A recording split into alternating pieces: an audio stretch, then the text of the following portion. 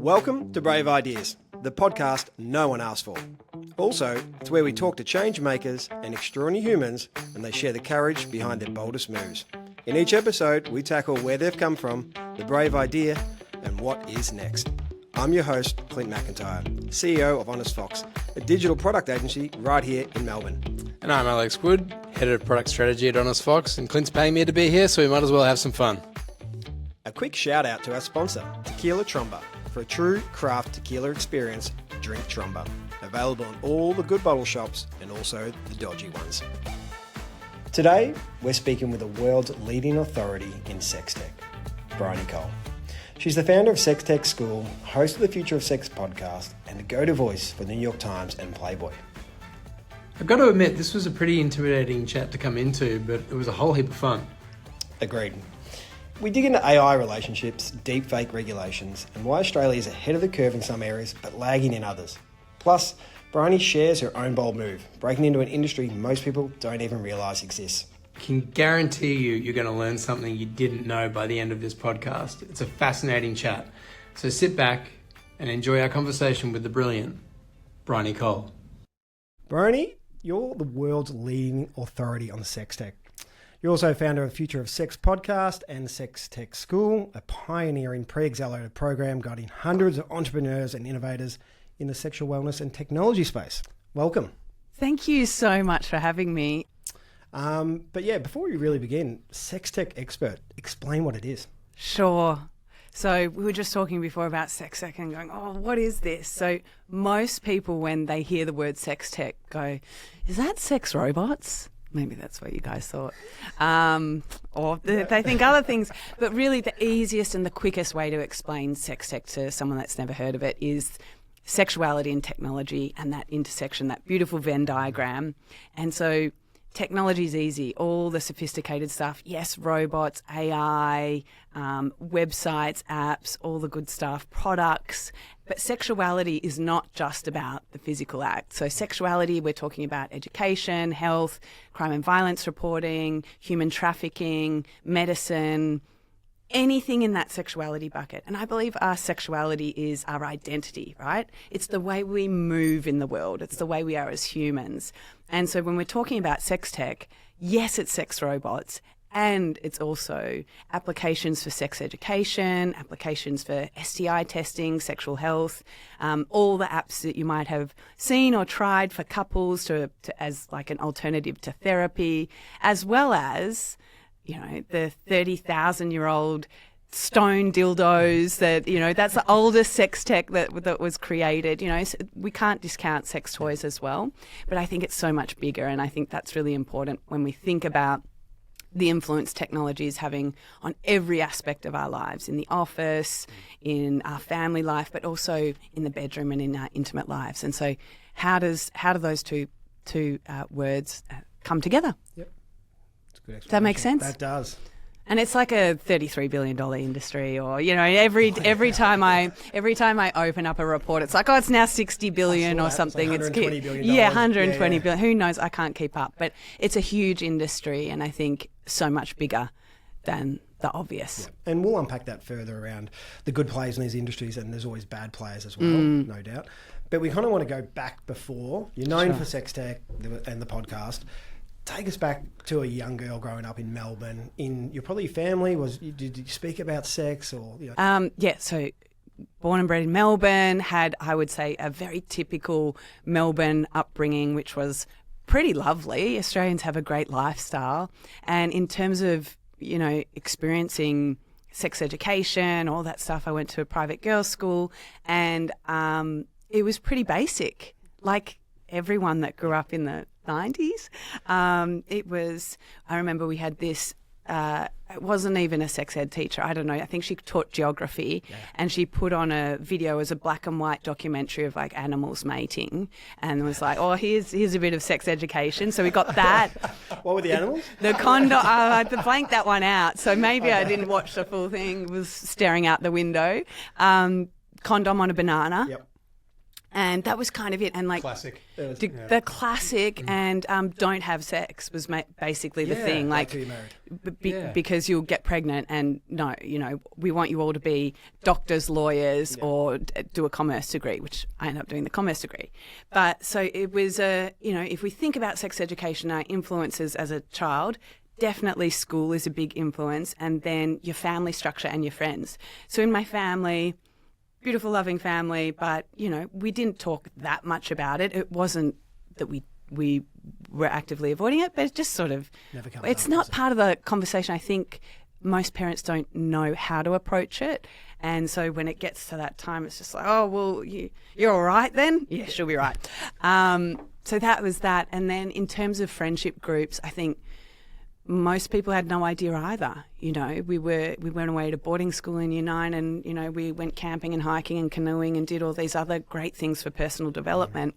But in terms of understanding, I'm going through puberty, all these changes, there was nothing, no sexuality education, but also no relationship skills, which I think is like the big part that's missing in sex education today. Aside from that, the other part that I felt really formed why I went into this industry was the growing up and going to a private girls' school. There was an emphasis on being small.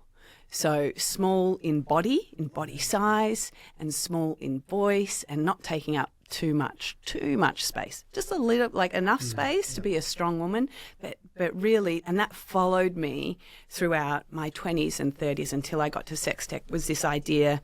And I love this story because I still can't believe it happened, when I was growing up, is I was walking down the street in my uniform and eating an ice cream, and a teacher drove by, stopped and said, gave me a detention slip and said, ladies should not be seen to be eating in the street. Wow. And so you weren't allowed to, be what seen. A time. I'm like, is this the 1950s? Want to name and shame, but so detention happened. But those sorts of ideas about what it means to be a woman, and kind of like repressing a little bit your sexuality, but your self-expression, that followed me into the workplace. Where joined these tech teams and all sorts of things. It was really fun, but often would be introduced as like the Barbie. Oh, here's our Barbie on the account team. And this is still we're like, oh, how is this still happening? And it got to a point, I think, in my career where I was just like, you know what? I want to take up space. Like, I want to have a voice. I want to have this, like, I want to be out there. And so I think part of my personality is to choose things that are on the edge anyway, and there's various different careers I've had that have done that, but that was very much a callback to that 15-year-old girl getting the detention in the street because she was eating, and like that was not ladylike. And be small in your body, be small in your voice, be small in the space. You moved to New York, that probably allowed you to grow. Is that fair? Because you're allowed to be big there. You're allowed to take up that space. Yeah, no more tall poppy syndrome too. I think like there's something beautiful about being anonymous in a big city and just feeling the energy of that. And it took probably 2 years to figure out how to do that, because I think there's a very much an Australian quality of like, you don't talk about yourself, like don't brag about yourself. It still exists. And what happened to me when I got to New York is I realised everyone I was meeting had like 10 different side hustles on the go and their story, and they were really like happy to talk about themselves. Yeah. And so that was like my first bit of learned skill of like, and then, this world of possibility opened up. And the beautiful thing about being in a big city is you also feel quite anonymous. So being able to test that expression rather than testing it walking down Chapel Street or something, different outfits, different styles, dipping into things that might be interesting. Oh, shall I try DJing like everyone else in Brooklyn did? But, like having that freedom of expression really opened for me up a portal of like, what else could I do? When did you feel like you were onto something? Like you mentioned you made the transition from like, this is introduced the Barbie in the accounts team. You know? But obviously there was something that happened, and maybe it was the people you were around. But how did you land here? There were definitely, I think it wasn't like a one big moment for me, but it was at the like, I moved over with a tech company, they got acquired by Microsoft, and also feeling that heavy thing of like, all these people around me are trying different things and, doing different entrepreneurial things. And I felt the heavy hand and the handcuffs what are you gonna do? Microsoft. Yeah. And I thought, surely, like, all these other people are doing things, let me have a go. Let me give myself a go. And so in that, I tried a number of different projects, worked with different agencies in between that, and did these future of nightlife. That sounds more interesting than future of workplace to me. Okay, I see how that works. And I also felt I was in the wrong industry. I just felt like I'm a humanitarian at heart, a storyteller. Why did I do an economics degree? Like, I love storytelling. And so for me, that coincided with maybe I should be a sex therapist. And so there are all these little things that I was experimenting, trying different things, and had the courage to do that because I was felt anonymous and there was nothing to really lose. Yeah. But it was when I saw, sex therapy is going to take 10 years to complete in New York. I don't have 10 years. I don't want to do something for 10 years. What can I leverage that I've already done and the things that I have enjoyed doing and take that into this space, sex tech? And I really saw there was an opportunity there because no one was doing it. Yep. No one was talking about this in a really public way. That was the school? Was the school created first or the podcast? No, podcast was first, and the school came because of COVID.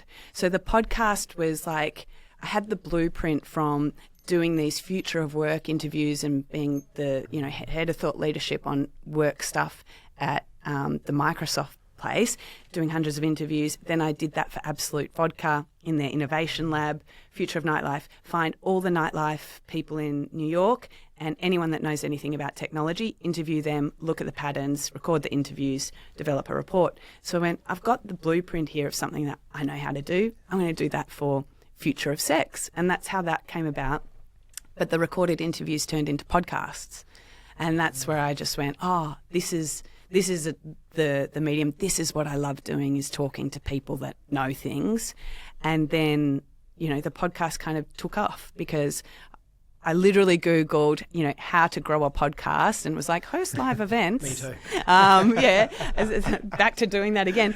Amazing though. There was like one or two was like host live events. So I would host these events in my mates' coffee shops in Brooklyn, and they started out really small, 20 people, and it was like your birthday party. Is anyone going to turn up? And of course it's like 90% of your friends, but then a couple of people you're like, how'd they find out about this? And I would be dragging microphones, speakers, thinking I needed like a guitar person at the start, like just overcooking it. Yep. As you do when you're like beginner's mind. But after about 6, it grew really fast. And, word of mouth, all that beautiful stuff of like also living in a dense city where people, there's enough mass that people will show up pre-COVID.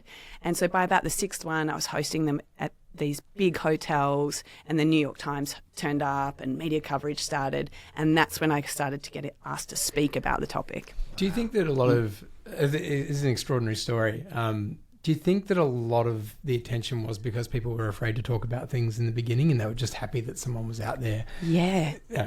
Like getting on podcasts and making things visible? Yes, I think they did. I think that was like such an interesting point for people, is like, I can turn up to this event and like it can almost be a date. Like there were a lot of people that came as dates because they were like, this is a fun thing to talk about. And there was sort of a step back from this being like, hey, this is a sex party or a thing, because we're talking about sex and technology. The panel was like sex therapists, sexologists, people building businesses. So there's a bit of a like safety zone there, where if you're talking about a taboo topic but you're couching it in all these things that people are like, oh, that's fine, it became really accessible. And that was sort of my strategy, was how do we take this conversation mainstream by putting future of in front or talking about sex tech.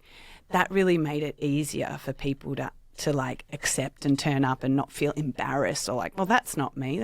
This is interesting enough. And that, I think it also helped being Australian and having an Aussie accent, and being a woman. I don't think a guy could have done it because it would have felt creepy. Yeah. There are all these 100%. Sort of little things that helped with taking this into a mainstream channel, and very consciously for me, because I also didn't want to be in that area. There were other people in the tantra and the, all those sex therapy world. This was very consciously about, hey, how do I bring in all the expertise that I've got? And also I'm good at talking to everyday people. Like, that's what I like to do. Host it in a hotel, don't host it in a dungeon, So that sort of stuff attracted mainstream attention and attracted conferences that were about culture and ideas, like South by Southwest, or tech conferences that were like, can you talk more on the tech stuff? So to answer your question about when Sextech School came, it was when, after 3 years, and I developed this speaking career and was, speaking all around the world, and that was my income. COVID happened, and so there was no speaking gigs. And then what else was in my inbox and my DMs was like, how do I get started in this business? You've interviewed so many founders, you've got all these contacts. How do I get started? And so that was the birth of Sextech School. Yeah, great. Good story. Talk to us a little bit about Sextech School. What's it about? How does it work? Sure. So it's essentially an accelerator program. So it's 6 weeks, it's all online, and it covers brand building, community engagement, obviously industry knowledge, because that's so specific when you're building a business in this space, getting shut down, censorship on Instagram, trying to reach your audience, also trying to invest or reach investors and sit at that table. So we cover business models, and people come in either with an idea, with a prototype, or with a wish of like, I want to change my career like Bryony did or someone did. I want to pivot into this. How do I get into the industry? So they go through that program for 6 weeks, and out the other side, they'll either come out with, a deck or a new website or whatever they want. But the important part is that they're in a community that understands them. They have people that are a little bit ahead of them, like all the alumni that can help. And then they have people really far ahead of them, which are these industry lecturers that we bring in to teach them about, like, hey, this is what happened when I tried to build my product and it failed, or here's how to find investors that are going to be friendly in the space. So we're in our 15th cohort at the moment, and we've seen about 500 people through. It's all online, so it's all over the world. Not enough Aussies. Good to know. Is it mainly women or is it men? Is it mixed? Predominantly it's mixed, but predominantly it is, I would say it's just a callback to who I was, because, when you're building something that you're just like, well, I built this for me when I started the podcast and had no idea and was Googling how to grow a podcast, who do I meet in Sextech? So it's mostly people that are that like early 30s, mid-career going, is this it? Like, is this what I'm meant to be doing? And often are transitioning out of creative agencies or, tech and going, I'm really passionate about this space. And, a little bit different to my story is a lot of the founders that come into the space that are building physical products, their missions are very driven from two ends. It's either they've had an epiphany, they've had this major life-changing experience, fall off the bed, shaking orgasm, how do I replicate that in a product? Or they've had a trauma. They've had something that's happened. Maybe they've got a disability and they can't find, something to help them, painful sex, sexual assault. They want to improve the reporting process. So the founders are usually coming from those 2 points, which I think as a founder in this industry, you have to, because it's so freaking hard.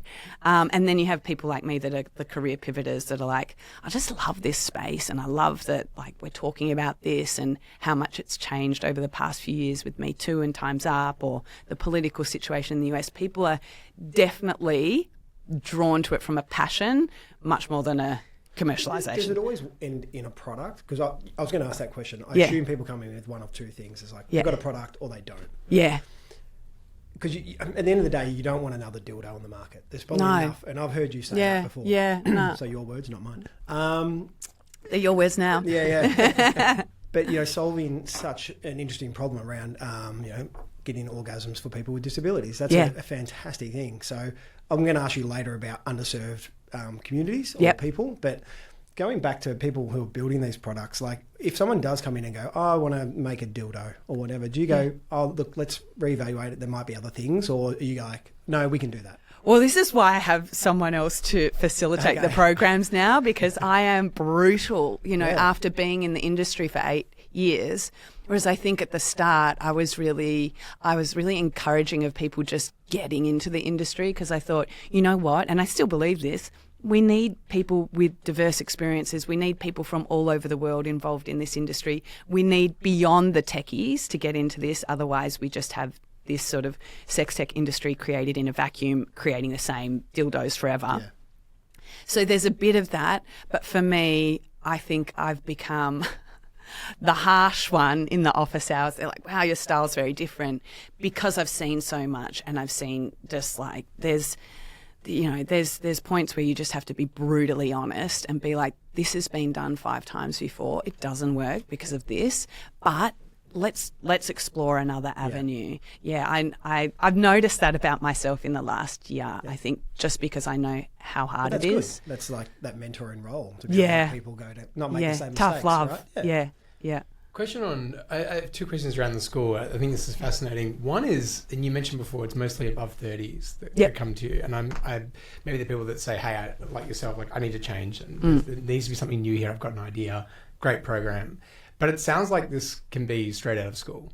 Totally. And are you getting anyone that's coming straight from school going, and you talked quite openly on one of your panels about, this wasn't my parents' idea of a dream job to have. Oh, no. But have you experienced anyone come straight from school and go, hey, I know this is the industry I want to be in.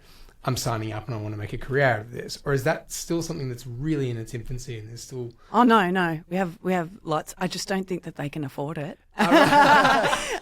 So a lot of them are on scholarships, right? We do some sort of trade or something.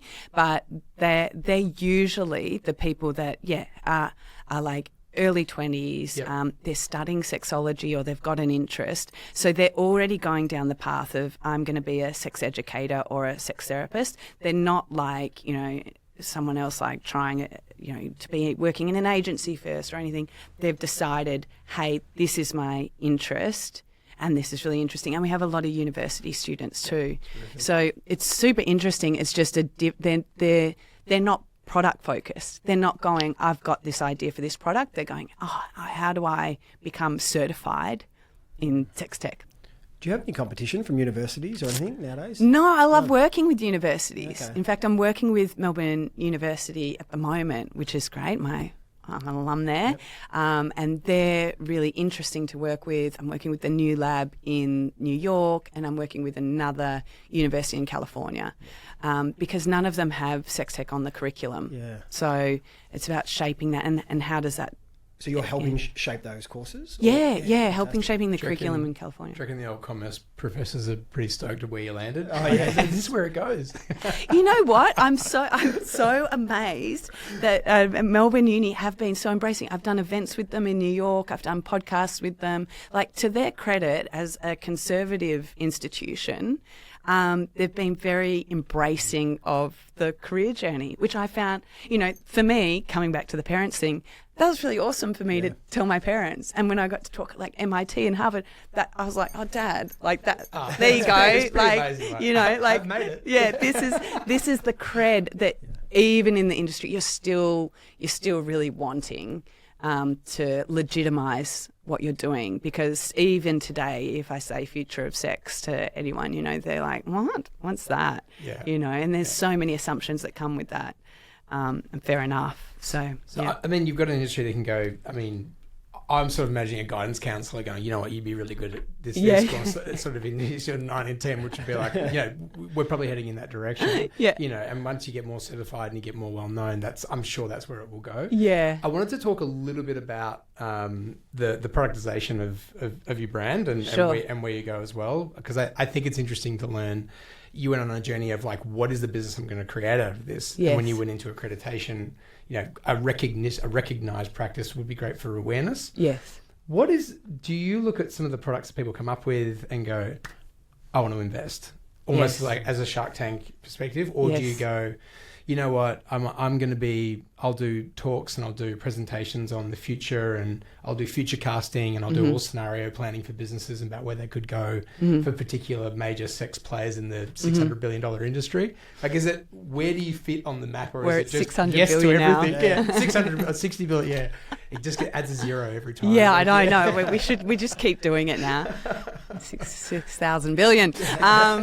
Yeah, so look, because I see so much deal flow in my inbox and I see the school stuff, I would say 1 in 50, if we're lucky, are ones that you want to invest in that are super interesting. And I love working with them or advising on those teams. But it feels like the most logical progression, right, out of the school in terms of like the accelerator and then the investment. And I'm actually running a boot camp next week that's focused on founders and pitching investors.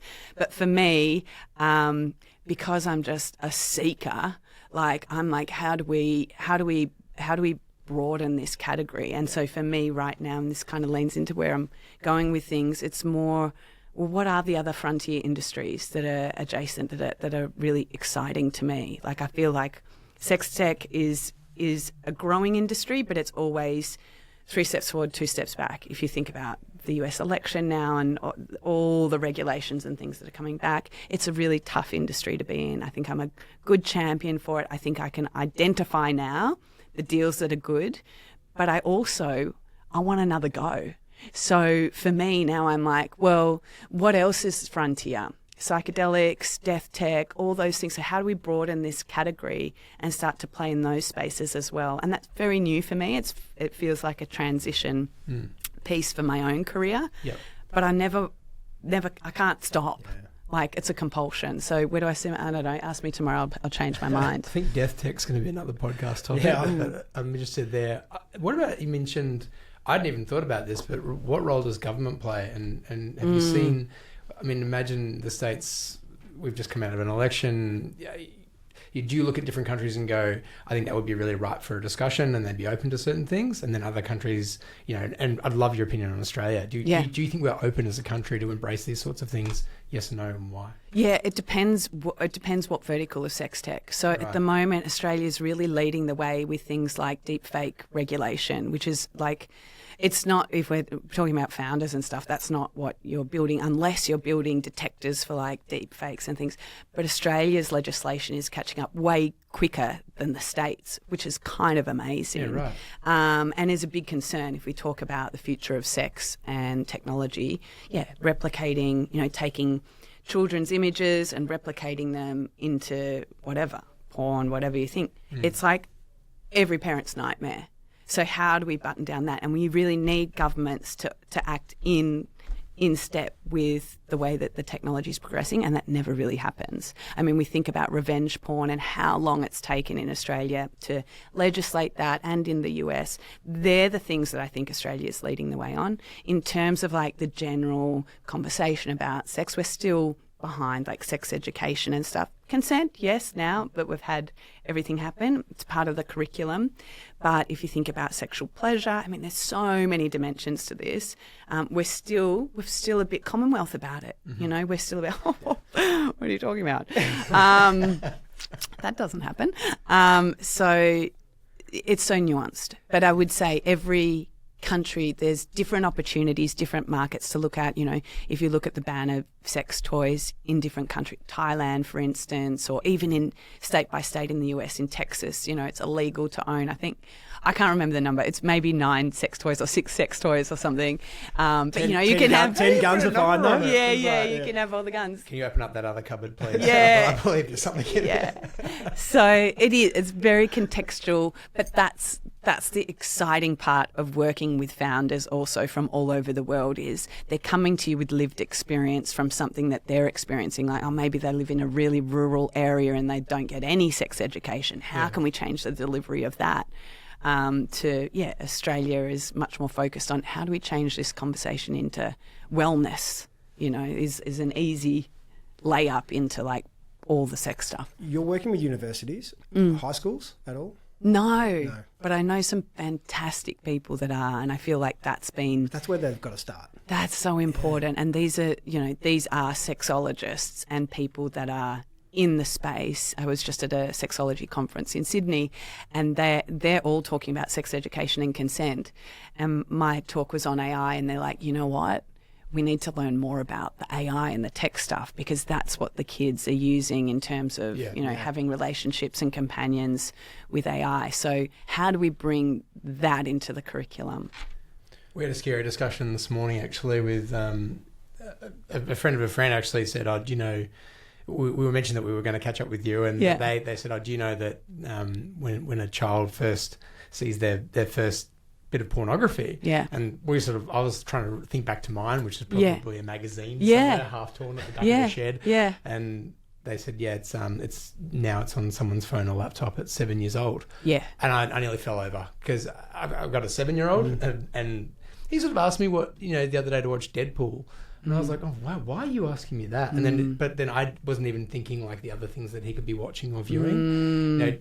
And to Clint's question, like, what is there a role and sex tech, does that become a discussion in schools as well? Oh, I hope so. And like, really, at the end of the day, when we're talking about sex tech, we're probably just talking about sexuality. It's like kind of like, I don't know, 20 years ago when we were talking about Wi-Fi and it's all the internet, and now it's like, well, it's everywhere. But yes, I absolutely think there is. And to your point, like 7, 8 years old, a child sees their first pornographic image, and parents at the moment are like, well, how do I control this? Can I put, the Bark app on their phone or control their internet use? But often it's at a friend's house. Often it's a video game and a pop-up. And there is that element of, actually, we need to pivot the approach from control to being a really safe, open space for kids to talk about this. I just saw this, or know that they're going to come to you. And that's really hard because no one got educated on how to do that as a parent and how to talk to their kids about it.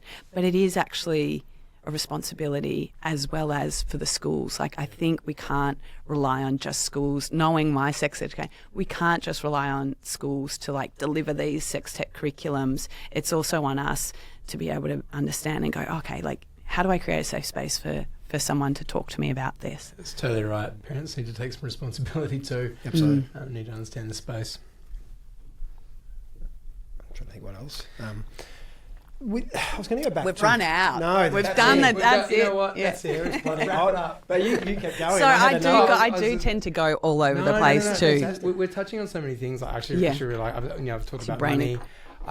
We've talked about the way back. We've talked a little bit about what you do day to day. I'm going to go into a little bit of a dark space. Oh, okay. And not like terrifying. I want to go back to death tech at some point. But I'm just fascinated that there's so much that you're trying to be an advocate for and trying to raise awareness about, which is probably forcing people just to get into a place that's a bit uncomfortable for them, which has tremendous rewards for everyone, for communities and countries. What are you afraid of? What are you afraid of where this area might go? There are bad actors in every industry, and we are in a scary space with, you talked before about digital twins. I hadn't even thought about digital twins for children and things like that. Tell us a little bit about the stuff that you may get to advocate for, but on the periphery you can see that's a little bit worrying. I think the scary stuff is when we create this technology in a vacuum. And so, one of the scariest examples at the moment is Orifice AI. I don't know if you've seen Orifice AI. Maybe should I Google it? You could Google the ad for it, and it's an example of I think the worst expression of sex tech, where it perpetuates like misogyny. It's very much part of this incel community, if you're familiar with like the male incels, involuntary celibate men that are very angry about not having sex with women. Do you know what I'm talking about? No, I do not. Do you? Go on. Oh, okay. So it's been studied, but this incel community are like huge online. There's all sorts of connections to all other conspiracy theories things, but it's basically men that are angry that they're not, getting dates and getting with women. But what it's creating, if you start creating sex tech around that, Orifice AI is using artificial intelligence where you can swipe through these versions of women and they look like young girls. And the ad goes and you can see this guy sort of swiping through these AI avatars of these young girls sitting on a bed, and he's like just kind of despondent, no. And then he finally chooses one. And when he chooses one, it's hooked up to this sex toy, right? And so he's, going to have sex with this AI young girl companion. And it's sort of this, and the tagline is like, finally you get to swipe left.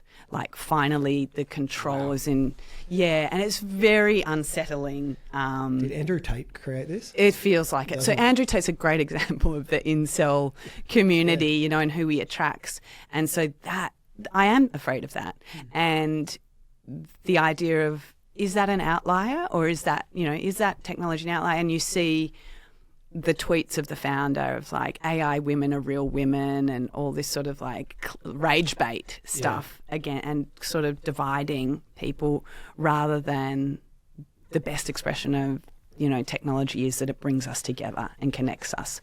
And so the question for me is like, am I seeing more of that stuff?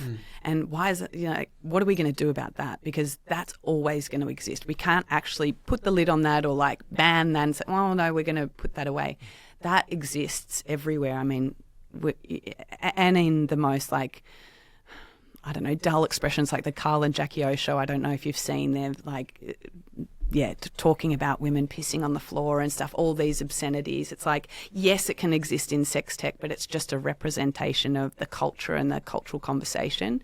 So this is a long-winded way of saying, what am I afraid of? Well, I'm afraid of that, but I'm also very optimistic that there's this counterpoint to it where I see this influx of people from different sexual orientations, diversities, building really positive stuff.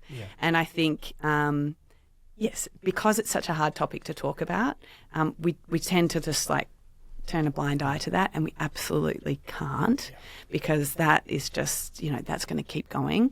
But also the hope that all these other positive things for people with disabilities, for people that are experiencing pain, for people that want to connect also exist. So how do we bring more of those people in? Because these are the technologists, not to brand them, that are able to create that sort of stuff.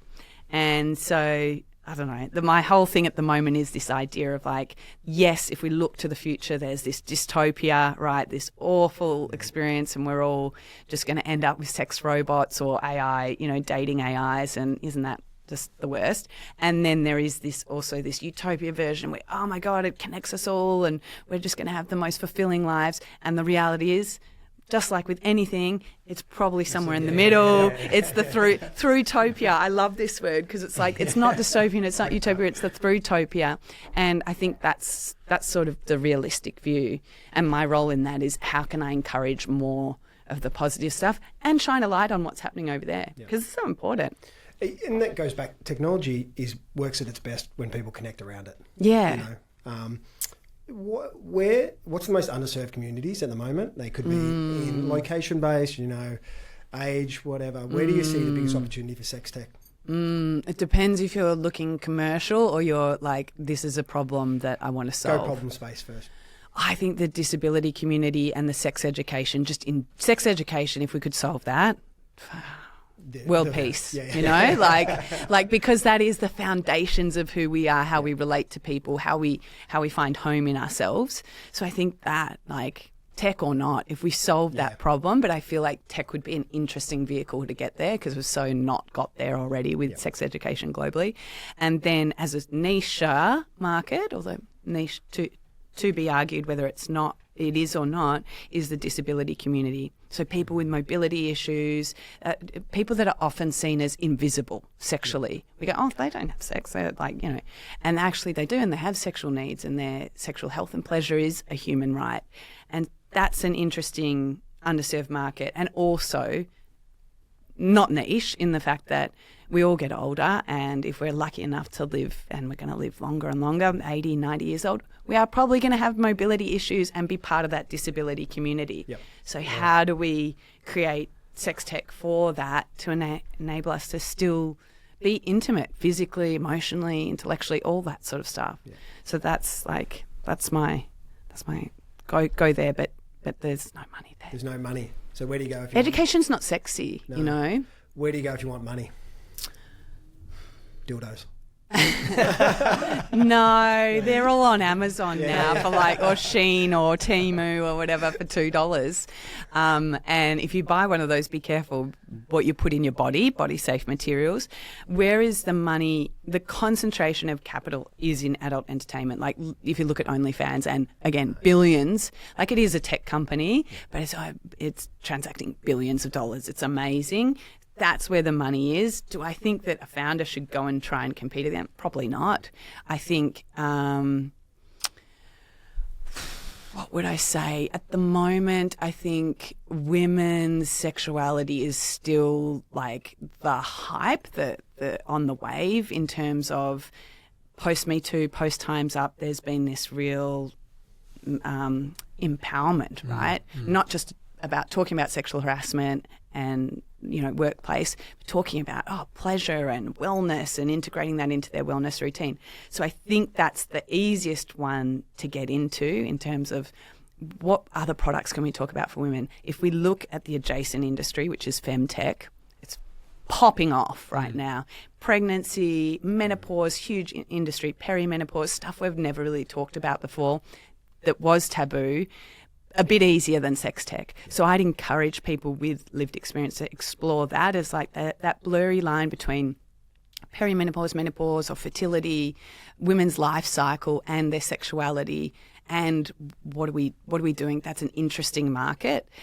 If I was more like going, what's the future looking like? I'd be expanding that and going, well, where's that spot for men? Inevitably, that has to come, and it's just we're not there yet. But like, let's get the Hugh Jackman to talk about his sex experience or his sex toys. Right now we have Gillian Anderson, flogging cans of sexual wellness drinks, or all the celebrities that during COVID were talking about sex toys. So we've seen it on the female side. We haven't really seen it too much on the trans side, and there's so much activism there. But for men, maybe we just haven't had that movement. I'm not speaking just generally for men, but maybe there hasn't been that critical moment. But I couldn't help but think that men were just an underexplored space, or is it just that you just don't think that they're ready yet?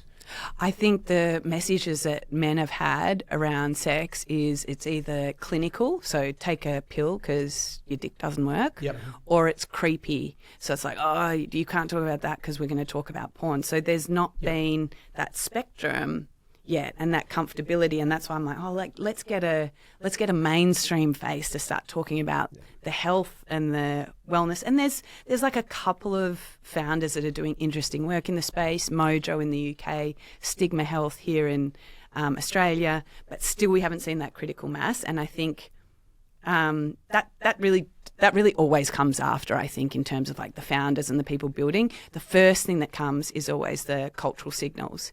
So for women, it was Me Too, it was Time's Up, it was all these movements. And for men, no, we haven't had that. We haven't had the celebrity endorsements, and we haven't had those conversations yet. That I think will happen first before the flurry of like feels like a wild commercial opportunity. Yeah. I have a question.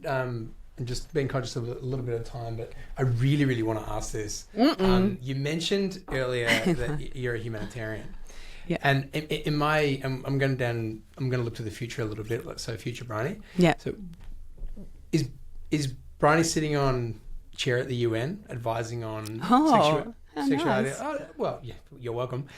Or is it head of a tech company and, the Mark Cuban of sort of the space, sort of exploring these arenas, opening doors for people and becoming a go-to for anything in this arena, which you arguably are now, just on a bigger scale? Or do you see yourself branching off into something that's more, we have a really big mission to go on? Or is it a bit of both? I'm just interested. Have you ever thought about it? That's such a great question to ask. And for someone like myself that is insatiably curious and changes and pivots like every couple of months, like 5-year plans, I'm like, what's that? And part of the career journey was trying a bunch of different stuff, the podcast, but also trying a art cafe and trying all these things has been part of my own journey in figuring out myself. And so when I think about that question today, my thing is more, how do we broaden the scope of like uncomfortable topics? Yeah. So for me, I'm less going, I'm going to Mark Cuban it or champion the sex stuff. It's more, what else can we talk about? And I think because I'm so, like, to come back to the humanitarian point, I'm so interested in humans and technology and how those two intersect and are future just as like humans walking in the world. That's why I'm like, I started with this really specific tough thing where I saw an opportunity and I think this is the quickest way to go mainstream with something. But now I'm like, well, what else? Like, what else is there in terms of like the way technology is totally changing the way we live our lives, totally changing the way we express ourselves. And so for me, when I feel into that question, it's like, it's not giving Sextech, saying goodbye. It's like, how do I broaden the scope of this and look at other technologies and other experiences of our life and bring that in? And that's where I'm driven, is like just curiosity. That's a fantastic response. I have to ask. Death tech. Just give us like. I'll jump in there. I just would see there's a great opportunity for you to be part of a guiding council or something for the Australian government to get more. We don't work for the government. No, not at all. Is this a job offer? I'll take it. There should be something, a chair put together to go to work with the government to get education in the schools through technology. No one's really doing that properly. I think that'd be a great opportunity, wouldn't it? Thank you. Yeah, I need to get onto that. No, but I'm just like, why? Has anyone approached you from a government organisation before? I did meet the e-safety commissioner in New York last month, so now that's a note to follow up. I would, yeah. CC me in. Yeah, great. I love that idea. Yeah, thank you. I'd get the universities together, a collaboration piece. I think that could be really interesting. Yeah, I do. And I think that, working with Melbourne University and just seeing how much, there's so much data, there's so much research, there's so many people that are willing to share. It's quite different from the startup world where everyone's MVP it and lean startup mode. These are people that are just immersed in and just obsessed with what they're doing. And that to me is fascinating. It's like all these, we're missing out as founders to not tap into all that knowledge and go, how do we bridge these gaps? So yes. Death tech, by the way, Melbourne University have one of the leading, what do you call it? Like death tech experts. Yeah. Thinkers. Units. Units. Yeah. They have a whole unit dedicated to death tech. But yeah, I find it, when I was thinking about the extension of the work that I'm doing, and I actually changed my talk at South by just last month.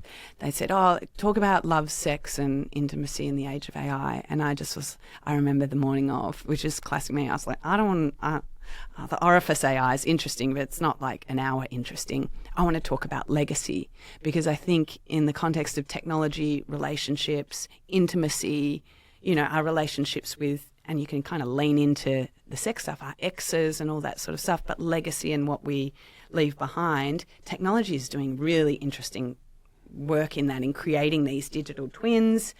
Death tech is part of that. Yeah, right. And so, I found that was, again, one of those natural extensions of sex tech for me, was thinking about, well, what about the relationships that we leave behind and how might we continue them or not? Is that healthy? Is that part of the grieving process? Is it not? And, I'd started to follow AI and sex and found women were using AI in really interesting ways, not the physical hook it up to the sex toy, but to replicate their partners. So very Black Mirror, but if you follow hybrid couples on Instagram, I don't know if you've seen any of their stuff. They're both growing up, aren't so there's a woman, she's a Spanish woman who's created an amalgamation of 9 of her different exes into using AI into a hologram, and she just married him, a week ago, and is now having these conversations and having this extended relationship from humans but built with technology to go Alicia, hybrid couple. Yes. I saw that. You can marry, is it in Japan? What's the thing called? Gatebox was the original. Yeah. So Gatebox was, came out in 2018, and that was a hologram cartoon girl in a glass case box that could essentially act like a Siri, control the lights in your home, the air conditioner, but also text you, I miss you, when you went to work. What's interesting about the evolution since 2018 to now, especially because Big Bang of AI, 100 million people have had access to it since last year, we're seeing all these interesting applications, is people are using it as companions, sex therapists in a much more mainstream way. This isn't just Japan and, men marrying holograms. This is women going, oh, let me take all the text from my previous relationships and create this person that I can live with. Or there's women that are marrying ChatGPT by jailbreaking the settings, and I've tried this, it's hilarious. And also then you're like, okay, this is enough. But I think that there's something interesting there, very Black Mirror-esque, but of like when people that we love leave our lives, whether it's through death or through a relationship ending, technology is going to have that capacity to extend that. Yeah. And so what does that look like? And then when I started to go down that rabbit hole, I found death tech, and I found in the last couple of months all these companies, mostly US-based, that were creating these digital twins, so versions of ourselves that could live on, you could appear at your own funeral, and people could ask you questions and you could answer back, or those sorts of things. And I thought, this feels so close to me to sex. It's intimacy. Yeah. And do we want it? And is it good for our human experience to prolong that grief? Or is it a salve, or is it, Is it blocking utopia, dystopia? Is it blocking you from moving on? And, yeah. Divorced other relationships as well. I've learned something. I can't throw my dad's passed, but I've never. His phone's still there and the account's still there, and I can still hear his voice. Yeah. And it's not like it's just something I've got, and like it's good to know I've got it. Yeah. That's sort of all it is. But I've never really thought of that as part of like a little bit of death tech that would be there. I think that's just fascinating, and it feels so close. You'd probably use it without knowing it. I record messages to my children now. Do you? Yeah, when we're on holidays, I'll take videos of them, and just one day I won't be here. You really disappointed me. Yeah. This was such an expensive holiday, and you have ruined it for me. But yeah, like Dad was an asshole.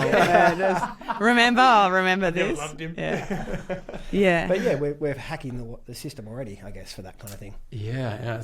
It just sounds like such a natural transition. I wasn't really grasping it, but when you sort of explained it, it's such an uncomfortable but intimate thing. Yeah. Which is exactly the kind of spaces that you've been developing. Intimacy. Yeah. And you can definitely see the use cases commercially for, digital twins. It so makes sense when it's not feeling uncomfortable. It's like, if I'm an artist and I've got a gallery show in New York and I can't be there, I can create a digital twin of myself that can walk around with all these people 24/7 and explain the different artworks. Yeah. But what about when I don't want to do this for a commercial reason, I want to do this for my family when I leave, or I want to preserve my dad and that experience. And then the questions are, well, at what age? Like, do I want to preserve my dad at, the age just before he passed, or maybe when he was 40 and he was like lively and he had all this wisdom about these things to share with me? So it brings up all these ethical questions. But again, just like with sex tech, we're away to the races, especially with AI, it's like exponential. So all these things are coming up in the last few months of these companies that are being developed, and we don't know. The truth is we don't know, but there's definitely demand for that, particularly with people with terminal illness, to want to have that moment to be like, I know that I can still have that relationship. You go. No, I think, Bryony, you have to leave soon. 4 minutes. Oh. Well, this is fun. It's been a great convo. Oh my God. You got any more? I can see you're sitting on a question. Go on. I just want to say, I think when people do we're all children, and when you do find out news that the brain is still such an unknown path, and then you find out that someone's cognition isn't going to be what it used to be in a couple of years. It's just such a wonder that you may be fortunate enough to have a few months or a couple of years. It's such a great opportunity, but no one really knows what to do other than to lean on the things that they know, and that's just to be there. But if you can't, and then their cognition slows, you may not be able to remember them as clearly as they were. Yes. So you'll see photos and go, God, didn't she dress well? Didn't she? My brother sent me a photo this morning of Mum 10 years ago, and I was like, God, she dressed well, didn't she? Like, she's really sharp, and my mind is exploding in all these sorts. We can probably cut this bit, but like, honestly, I just find this absolutely fascinating. I've never thought about it like this before. Yeah, and again, like coming back to the research around this is super interesting as well, because and this is my whole thesis, is all of this is not about the technology, it's actually about the being human and the humanity. And if we think about grief and all those things, people passing, and we look at the research, like we already do this. So do we need AI or not? Who knows? But we already do this in terms of keeping the voicemails, keeping the clothes that they may have worn. You know, very specifically, widows do this, keep the clothes from their passing husbands, and we talk to them. So do we need AI to talk to them? It's something we do already. And in fact, children, when they lose a sibling or a parent, they still talk to them as if they exist. And when you talk to kids and go, you know, your brother's not here anymore, they're, oh yeah, I know, but we're just having conversation. Yeah. And so, yeah, there's so much opportunity there of like, how can that support us and lead us more into a utopia, but not be about the technology. Yep. It's actually just about being human. Yep. I think that's where you end that. That is. Thank you so much for joining us. Thank you so much for having me. And yeah, we don't know where you're going to end up, but you know, you don't even know. That's the government of the UN. The UN. I love it. Well, you know, I'll come back next time for a brainstorm. I think I need one. Absolutely. You know, future vision. Yeah. Thank you so much. Best of luck with everything. Thank you. Alex, you want to say anything? Just wonderful. Thank you, Bryony. I really appreciate your time. Of course. Yeah. Thanks so much for having me, guys. Wow. That was a ride. Hey, Woodsy, dildo's dead. They're certainly getting a lot more interesting than just a hard bit of plastic. Totally agree. Bryony just took us from sex tech to death tech, AI relationships to deep fake regulations, topics most people wouldn't even think to explore.